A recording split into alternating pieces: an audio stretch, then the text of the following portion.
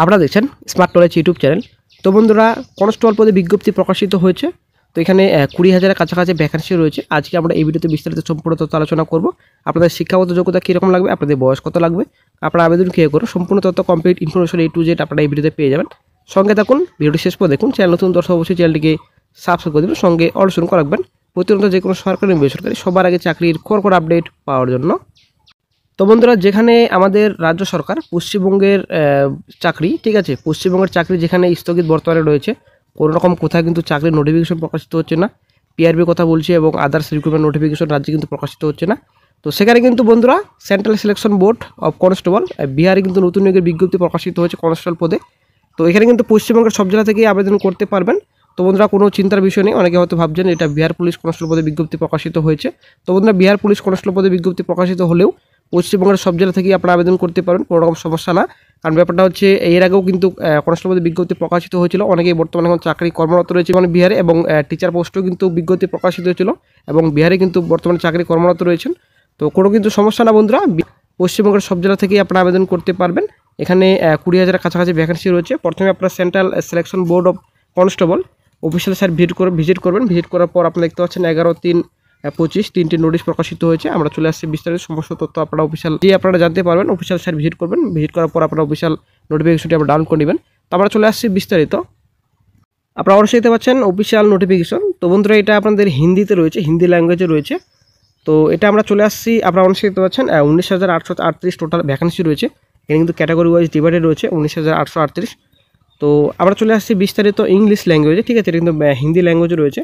তো আমরা ইংলিশ ল্যাঙ্গুয়েজে চলে আসছি। ইংলিশ ল্যাঙ্গুয়েজে আপনাদের সম্পূর্ণ তথ্য বুঝিয়ে আপনাদের বলছি, ঠিক আছে।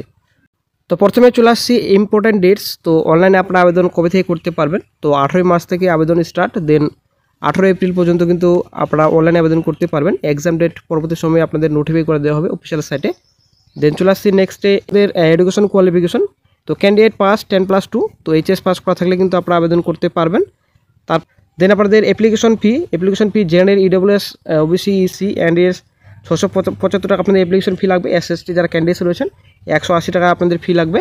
তো বন্ধুরা, এখানে কিন্তু যারা পশ্চিমবঙ্গ থেকে আবেদন করবেন, তো বন্ধুরা কিন্তু জেনারেল হিসেবে আবেদন করতে হবে। এটা কিন্তু আপনারা অবশ্যই মনে রাখবেন, জেনারেল হিসেবে কিন্তু আপনারা আবেদন করবেন। তো জেনারেল হিসেবে হলে 675 টাকা কিন্তু অ্যাপ্লিকেশন ফি আপনাদের লাগবে।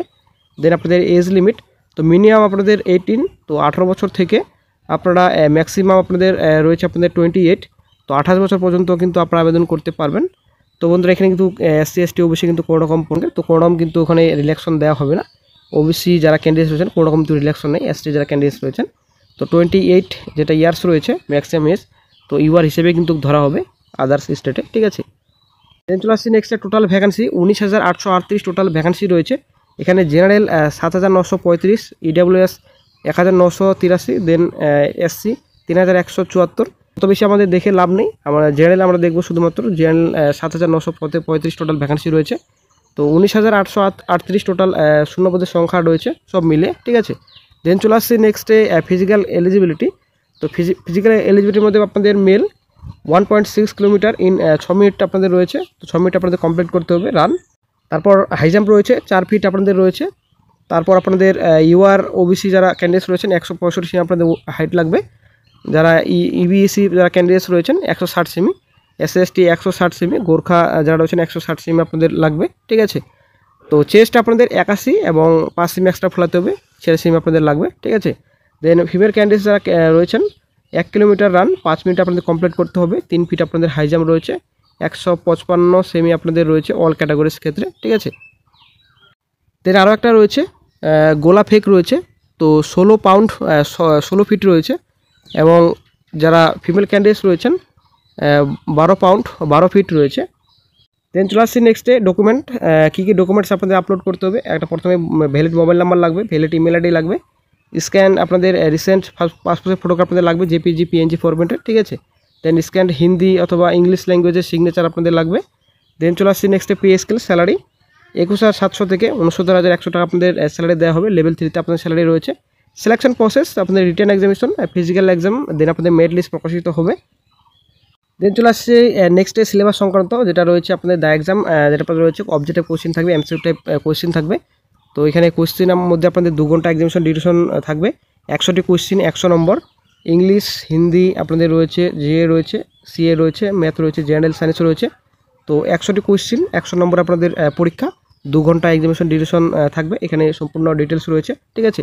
দেন আপনাদের পিএসটি পিএটি হবে, এখানে পিএসটি পিএটির সম্পূর্ণ ডিটেলস রয়েছে। তো 165 সেমি আপনাদের হাইট। তো ওজনের কথা যদি আমরা বলি, তো মেল যারা ক্যান্ডিডেটস রয়েছেন, তো মেল কিন্তু মেডিকেল হিসেবে কিন্তু ধরা হবে, এবং যারা ফিমেল ক্যান্ডিডেটস রয়েছেন 48 কেজি আপনাদের মিনিমাম লাগবে।